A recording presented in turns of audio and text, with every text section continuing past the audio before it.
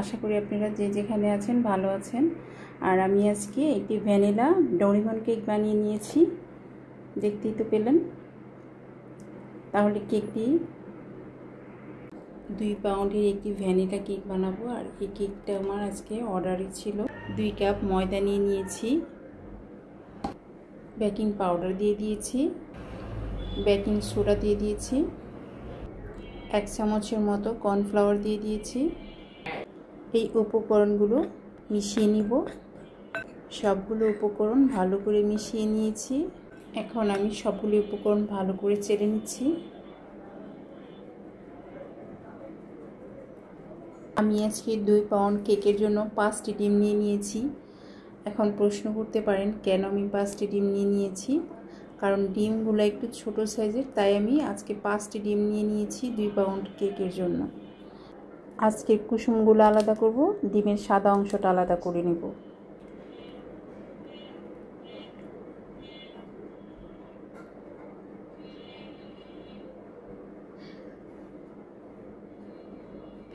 এখানে আমি ময়দার পরিমাণ যতটুকু দিয়েছি ওই কাপে করে চিনির পরিমাণও অতটুকুই দিব।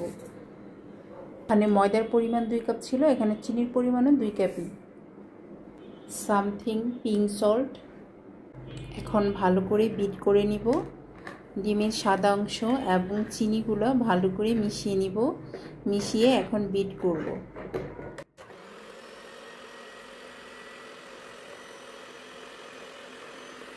এখন আমি ডিমের কুসুমগুলো একটি একটি করে দিয়ে দিব। এই যে 5টি ডিমের কুসুম একটি দিয়ে দিয়েছি, এখন আরও একটি দিয়ে দিব, বাকিগুলো দিয়ে দিব। ডিমের কুসুমটা দেওয়ার পর কালারটা অনেক সুন্দর আসছে, অফ হোয়াইট কালার আসছে। আর এদিকে আমি দিয়ে দিচ্ছি ভ্যানিলা এসেন্স, তবে এটা বেশি পরিমাণে দিতে যাবেন না। আমি এই যে এতটুকু পরিমাণে দিচ্ছি, 2-3 ফোঁটা। এখন আর 1 মিনিটের মতো করে বিট করে হয়ে গেছে। এখন অল্প অল্প করে এই ময়দার মিশ্রণটা দিব আর অল্প অল্প করে মিশিয়ে নিব। আর এখানে আরও একটা টিপস, বেশি করে দিতে যাবেন না। বেশি করে দিতে গেলে কি হয়, বেশি করে দিতে গেলে দলা পেকে যায়। তাই অল্প পরিমাণে দিবেন, অল্প করে মিশাবেন, আস্তে আস্তে মিশিয়ে নেবেন। আর একদিকে ঘুরিয়ে মিশিয়ে নিতে হবে। এখানে আরও একটি কথা বলে নিই, ব্যাটারটা যদি খুব ঘন হয়ে যায়, গরম করে নেওয়া দুধটাকে ঠান্ডা করে সামান্য পরিমাণে মিশিয়ে নেবে। এরকম হলেই বুঝতে পারবেন যে কেকের ব্যাটারটা একদম সম্পূর্ণ রেডি হয়ে গেছে। এদিকে আমি মোল্ড রেডি করে নিয়েছি পেপার বসিয়ে। এখন ব্যাটারটা ঢেলে দিব। আমি একটি স্টিকের সাহায্যে ভিতরটা ঘুরিয়ে ঘুরিয়ে নিচ্ছি, যাতে করে কোনো দিক দিয়ে ফাঁকা না থাকে, সব দিকে যেন পরিপূর্ণ ভরাট হয়ে যায়। আমি হাঁড়িতে পানি বসিয়ে রেখেছিলাম, পানিটা বলক এসে গেছে। এখন আমি মোল্ডটা বসিয়ে দিব। এখানে বসানো হয়ে গেছে, এখন ঢাকনা দিয়ে দিব।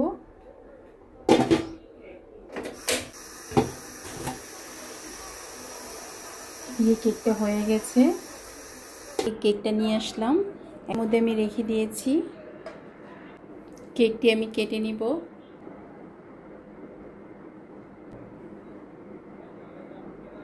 একটি পার্ট করে নিয়েছি। এখন এই ক্রিমটা আমি বিট করে নিয়ে আসতেছি। এই যে ক্রিমটা অনেকটাই ফ্লাফি হয়ে গেছে, আরও বিট করে নিতে হবে। আজকে আমি সুগার সিরাপ দিব না, আজকে আমি পাউডার মিল্ক দিব, তাই একটু পানি মিশিয়ে নিয়েছি এটাতে। ক্রিমটা বিট করা হয়ে গেছে। এখন আমি ডেকোরেশন করব। বোর্ডের মধ্যে সামান্য ক্রিম লাগিয়ে নিলাম। আর এই দুধটা দিলেও কিন্তু অনেক টেস্ট হয়। ক্রিম লাগিয়ে নিব।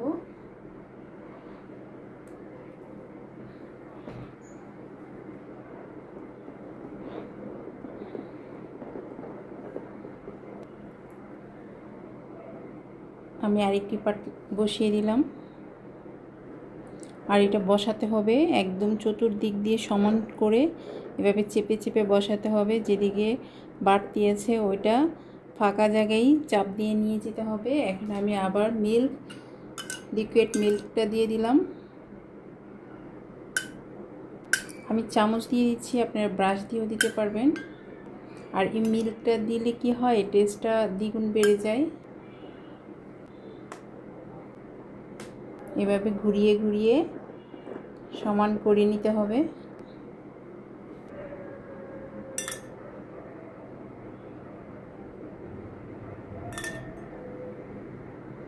হবে বিষয়টা।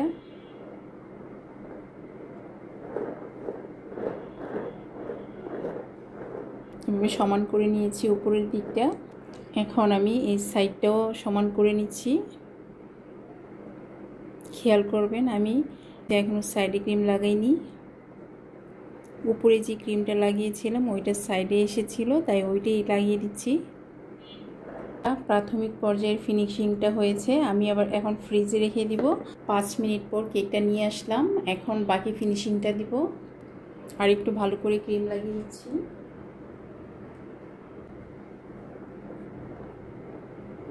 এখন সাইডগুলো ফিনিশিং করে নিব। এই জন্য চেষ্টা করি একটু ক্রিমটা বেশি দিয়ে ফিনিশিংটা যেন সুন্দর হয়।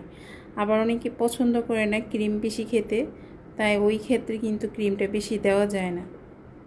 কেকটার ফিনিশিংটা অনেক সুন্দরভাবে হয়ে গেছে। এখন আমি বোর্ডে যে সাইডে লেগে আছে এই সাইডগুলো ভালো করে মুছে নিব।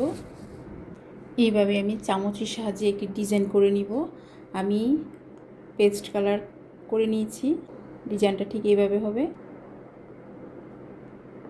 দিয়ে ডিজাইনটি করা হয়ে গেছে।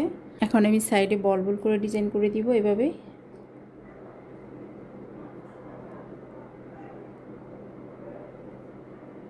এখন আমি উপরে ডিজাইনটা করে নিব। এখন আমি ডোরিমনের মতো করে নিব, তাই আমি একটু রাউন্ড শেপ দিয়ে দিয়েছি একটা কাঠির সাহায্যে। কাঠের আঁকের উপর দিয়ে আমি এখন শেপটা দিয়ে দিচ্ছি। শেপটা দিয়ে দিয়েছি। এখন আমি এই পুরাটা ভরে নিব।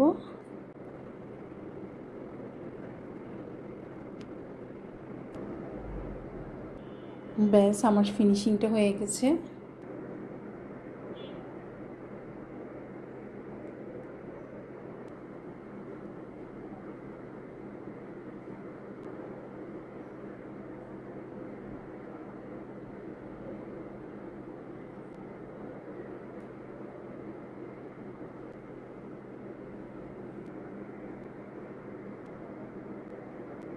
ফাইনাল লুকটা এই।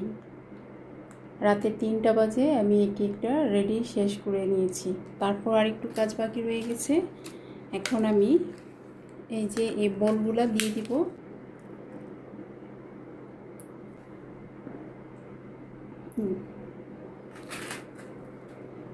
আমার কেকটা একদম সম্পূর্ণ কমপ্লিট হয়ে গেছে।